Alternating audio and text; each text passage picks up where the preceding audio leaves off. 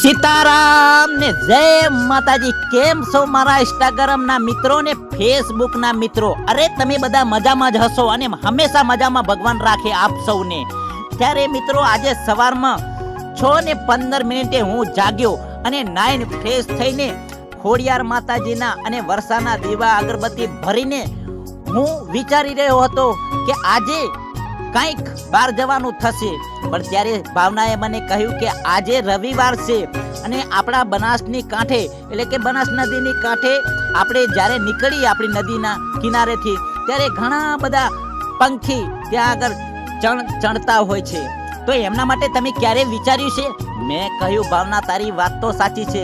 તો આજે ચાલો આપણે ગામમાં જયા અને અમે ગામમાં જઈએ ને ભાવના હું બંને એમ કહેવાય કે કબૂતર, ભોલા, પછી પોપટ, કાગડા, કાબેર વગેરે વગેરે પંખી માટે ખુશ કરવા માટે એમના માટે સરસ મજાની સેવ લીધી.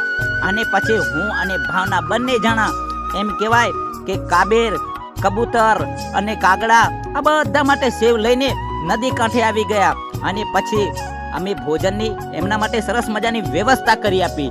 તો મિત્રો આજનો વિડીયો કેવો લાગ્યો શેર કરો ને સપોર્ટ કરો. જય શ્રી રામ, જય ખોડિયાર માં.